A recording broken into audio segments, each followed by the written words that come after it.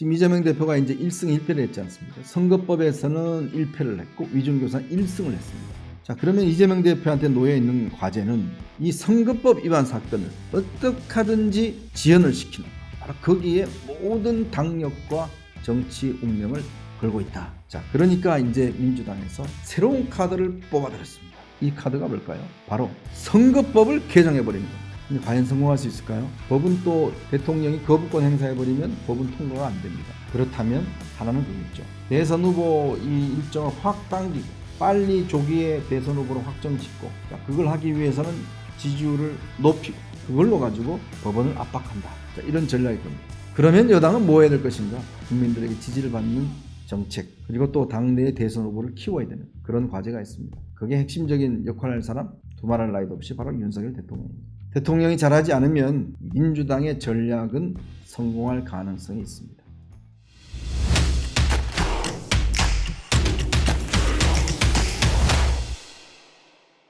이번에는 이재명 대표 이야기를 좀 해볼까 합니다. 이재명 대표가 지금 이 위중교사 사건 무죄를 받았죠. 정말 참 납득할 수 없는 그런 판결문이었던 것 같습니다. 위중은 있었는데 교사는 없었다. 아마 이런 판결은 처음이라고 그래요. 그러면 이 위중을 한 김진성 씨는 정말 솔직히 이야기해서 좀 제정신이 아닌 거죠. 아니, 위중교사도 안 했는데 혼자 그냥 알아서 위중도 하고 증인도 되고 참 바보 같은 사람인 것 같습니다. 근데 이번에 보면 핵심적인 것은 법원이 그럼 왜 이 김진성 씨가 위증을 했는지에 대해서 이유는 밝히지 않았어요.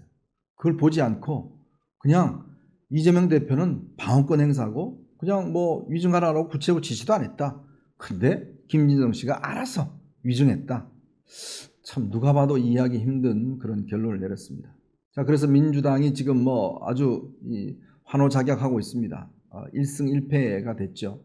그런데요, 오늘 대법원에서 백현동 이 특혜 의혹 사건과 관련해서 주범이었던 김인섭 씨는 이재명 대표와 굉장히 가까운 사람이고 브로커고, 또 이 사람은 이제 이재명 대표의 정치 입문을 굉장히 도왔던 사람입니다. 오늘 징역 5년이 확정이 됐습니다. 대법원에서 징역 5년에 추징금 63억 5,700만 원이 됐고요. 이 백현동 사건 관련해서 배임 혐의 뭐 등등 뇌물수수 혐의 등으로 오늘 5년이 확정이 됐습니다. 근데 이 사건은요, 지금 이재명 대표가 배임 혐의로 지금 이 사건 관련해서 현재 재판을 받고 있습니다. 백현동 사건. 자, 이번에 여러분 선거법 위반에서도 백현동 관련해서 이재명 대표가 내가 협박을 받았다, 국토교통부로부터 이렇게 이야기를 했지 않습니까? 근데 법원은 뭐라고 그랬죠? 그거 거짓이다. 그 누구도 공무원 그 누구도 협박받은 사람이 없다. 이렇게 결론을 내렸잖아요. 자, 그 결론과 지금 이 김인섭 씨의 징역 5년 확정, 이게 꽤 이재명 대표한테 가지는 의미가 큰 것 같습니다. 즉 이재명 대표 입장에서 보면 이 백현동을 종상향 4단계 상향을 해서 당시에 이 식품연구소 부지를 준주거지역으로 높여줬던, 근데 그게 협박이 없었다는 거예요. 근데 김인섭이라는 사람은 이 디벨로퍼, 이 시행사와 짜고 허가를 얻어서 거기서 뇌물을 받은 혐의로 해서 징역 5년이 됐어요. 근데 김인섭 씨는 이재명 대표의 이미 정치 입문 전부터 굉장히 밀접한 사이였고, 그동안 선거운동을 많이 도왔던 인섭이 형 할 정도로 바로 그런 사람이었다는 거죠. 그리고 여기 정진상 씨도 연루가 되어 있고, 그러면 이 징역 5년의 확정은 이재명 대표에게 꽤 불리한 환경을 조성하고 있다, 이렇게 보여집니다. 물론 이 사건의 뭐 판결이 언제쯤 날지는 모르겠지만 이 백현동 관련해서 첫 번째의 법원 확정 판결이 나온 겁니다. 즉 백현동 이 건은 기본적으로 불법적인 것이다 라고 대법원도 이제 인정해 버렸습니다. 그러면 이제 앞으로 이 불법적인 걸 누가 어떠한 이 행정 권력이 했느냐, 이재명 대표가 왜 그런 배임을 했느냐, 바로 이 부분을 벌이는 거죠. 자, 근데 이제 이 사건은 자치하고요. 지금 이재명 대표가 이제 1승 1패를 했지 않습니까? 선거법에서는 1패를 했고 위중교사 1승을 했습니다. 그러면 앞으로 이제 이 위중교사 문제는 뭐 항소심 대법원까지 가려면 꽤 시간이 걸릴 겁니다. 물론 뭐 사건은 간단하기 때문에 빨리 하시면 아마 지연을 할 거예요. 자, 그러면 이재명 대표한테 놓여 있는 과제는 지금 징역 1년에 집행유예 2년이 나온 이 선거법 위반 사건을 어떻게 하든지 지연을 시키는 것. 바로 거기에 모든 당력과 정치 운명을 걸고 있다. 이렇게 보여집니다. 왜냐? 이 선거법 위반 사건은요. 633 원칙이 있습니다. 그게 뭐냐면 대법원 내규로 선거법 위반 사건 1심은 6개월, 2심은 3개월, 3심은 3개월 내에 하도록 되어 있습니다. 물론 2년 2개월이 걸렸습니다. 1심은. 그 뭐 김명수 대법원에서 협조를 해주고 판사가 결국 판단하지 않고 법원을 떠나버리는 바람에 이런 일이 벌어졌죠. 그렇지만 조희대 대법원장은 지금 이걸 반드시 시켜라 라고 지금 법원에다가 지시를 해놓은 상황입니다. 그러면 2심도 큰 쟁점이 없기 때문에 저는 빨리 진행될 것 같다. 자, 그러니까 이제 민주당에서 새로운 카드를 뽑아들였습니다. 이 카드가 뭘까요? 바로 선거법을 개정해버리는 겁니다. 아니 왜 선거법 자체를 개정한다고? 자, 이재명 대표가 지금 받은 혐의가 공직선거법 위반입니다. 그러면 거기에 핵심적인 게 뭐냐면 허위사실 공표 혐의거든요. 지금 이번에 민주당이 제출된 이 법이 있습니다. 이게 바로 선거법 개정안. 민주당 박희승 의원이 지난 15일 날 이틀에 걸쳐서 법안을 냈는데 바로 여기에 두 가지 쟁점입니다. 즉 선거법 위반 사건의 허위사실 공표 이거를 없애버리는 것. 거기에다가 또 당선 무효용 기준을 100만 원에서 1000만 원으로 인상하는 것. 바로 이게 핵심입니다. 그러면 이거 이재명 대표 지금 허위사실 공표 혐의로 받고 있는데 이게 죄가 없어지면 무죄네? 이런 이야기 나올 수 있죠. 지금 백혜련 의원도 그렇고 한민수 대변인도 그렇고 자, 당선 무효용 선거법 규정이 20년 됐다. 이게 지금 현실에 맞지 않다. 허위사실 공표죄 포함해 선거법 바꿔야 된다. 이런 주장을 하고 있습니다. 그런데요. 선거법의 가장 핵심이 바로 허위사실 공표입니다. 아니 선거를 하는데 미국은 사실은 좀 달라요. 거기는 뭐 이 트럼프 대통령이 선거 때 거짓말해도 별로 그 처벌을 안 받습니다. 확 열어줬죠. 근데 우리는 그렇지가 않습니다. 이 허위사실이 가장 선거법의 핵심적인 조항입니다. 이 선거법의 허위사실을 대부분 이것 때문에 처벌되는데 이게 유권자들을 이제 속인다는 거죠. 자, 근데 이제 이거를 없애버리면 물론 이 법에는 부칙으로 이미 이 사건으로 재판받고 있는 사람은 혜택 주지 않는다라고 하고는 있습니다. 그런데 이 법이 개정이 돼버리면 만약에 개정이 돼버리면 2심만 할 때도 판사가 영향을 받습니다. 즉 법 개정된 상황에 대해 물론 소추는 이 소급은 안 되지만 그러나 영향을 받을 수밖에 없어요. 그러니까 형을 약하게 때릴 수밖에 없습니다. 그러면 지금 제가 말씀드렸죠. 100만에 1000만으로 인상한다고? 그러면 징역형에서 벌금 999만 원 딱 선고해버리면 어떨까요? 그러면 이재명 대표의 선거법 리스크는 없어지게 되는 거죠. 바로 그걸 노리는 겁니다. 지금 이 법 개정을 하려고 하는 게 바로 여기에 지금 핵심적 포인트가 있습니다. 또 하나는 위헌법률 제청을 신청을 하겠다는 거죠.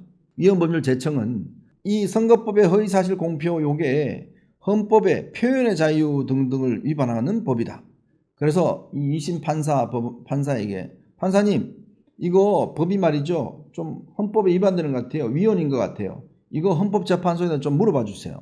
그러면 판사가 보고 그럴 것 같네? 그러면 헌법재판소에다 넘겨버립니다. 그러면 재판은 중단이 됩니다. 헌법재판소가 결론을 내리기까지 이 선거법에서 허위사실 공표 혐의가 어떤 이 위헌적인 것이냐 아니냐를 판단하는 것에 시간이 꽤 오래 걸리겠죠. 그러면 그 사이에 대선이 치러집니다. 자, 여러분 지금 대선이 많이 남았다고 생각하시는데요. 지금 얼마 남지 않았습니다.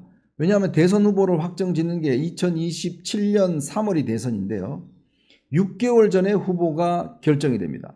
그러면 이 당내 후보가 결정이 되죠. 그럼 그 3개월 앞에는 후보 경선이 시작이 되죠. 그러면 그게 언제쯤인지 아십니까? 2026년 6월 달, 즉 지방선거 때가 딱 맞아 들어갑니다. 그럼 지방선거 경선을 언제 하죠? 그 한 2, 3개월 전에 하잖아요. 그러면 지금으로부터 거의 한 1년 정도 조금만 더 남았습니다. 그러니까 즉 1년 정도만 이재명 대표가 버티면 야당의 후보가 되어버리면 이거 법원이요. 이거 후보가 되어버리면 그거 판결하기가 꽤 어려울 겁니다. 일단 후보가 되어버리면. 그걸 지금 민주당은 노리는 겁니다. 즉 이재명 대표를 조기에 당 후보로 확정을 지어서 법원이 이 당의 공식 후보 즉 제1당의 대선 후보에 대해서 당선 이 피선거권 박탈령을 못 내리도록 하는 바로 그러한 전략을 쓰고 있는 거죠. 그러기에는 시간이 얼마 남지 않았죠. 또 하나는 그때까지 이재명 대표의 지지율이 막 한 40% 50% 넘어간다. 그럼 아마 여론의 부담을 굉장히 받을 겁니다. 이제 그런 것들을 어떤 면에서 보면 이재명 대표가 대선 후보로 가는 데 대한 논의는 아주 핵심적인 사안일 겁니다. 그런 분위기를 만들어 나갈 겁니다.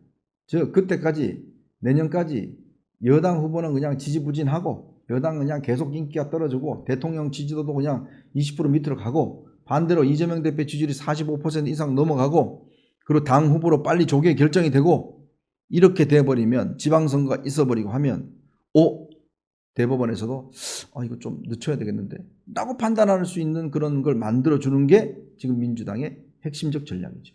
자, 그걸 피하기 위해서는 무조건 내년 말까지는 대법원 확정 판결이 선거법에 나와야 됩니다. 그러니까 민주당은 내년 한 해 동안 무슨 수단과 방법을 가리지 않고라도 이 확정 판결을 늦추는 시도를 할 겁니다.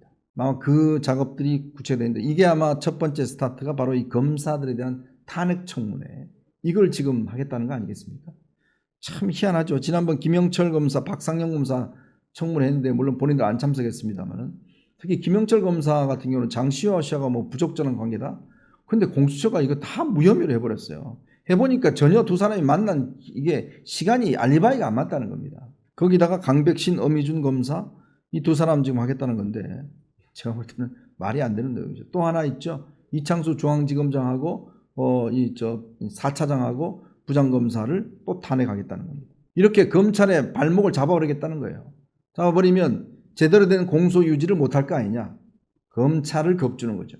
그래서 검찰이 제대로 된 공소 유지를 못하도록 발목을 잡는 거. 요 전략과 아까 제가 말씀드렸던 판사와 대법원이 야, 제1야당의 대선 후보를 이게 박탈하면 이게 좀 국민의 선택권 문제가 있지 않아? 이번에 미국이 말입니다. 트럼프 대통령에 대한 특별검사 기소 다 철회했지 않습니까? 그런 걸 노리는 거죠. 즉 트럼프식의 해결 방법을 노린 겁니다. 그거 이외에는 지금 이재명 대표가 살아날 방법이 없으니까요. 자, 그렇게 이제 아마 전방위적으로 지금 뭔가 압력을 넣고 있는 움직임들이 일고 있습니다. 근데 과연 성공할 수 있을까요? 법은 또 대통령이 거부권 행사해버리면 법은 통과가 안 됩니다. 그래서 이런 법안 시도는 제가 볼 때는 별로 성공할 가능성이 없어요. 그렇다면 하나는 그거겠죠. 대선 후보 이 일정을 확 당기고 빨리 조기에 대선 후보를 확정 짓고 자, 그걸 하기 위해서는 지지율을 높이고 지지율을 높이는 방법은 사실 여당이 뭐 지금처럼 계속 저렇게 똥볼 차면 지지율은 뭐 유지될 겁니다. 그 지지율을 지지하면서 그걸로 가지고 법원을 압박한다. 자, 이런 전략일 겁니다. 그러면 여당은 뭐 해야 될 것인가? 답이 나와 있죠. 국민들에게 지지를 받는 정책 그리고 또 당내의 대선 후보를 키워야 되는 그런 과제가 있습니다.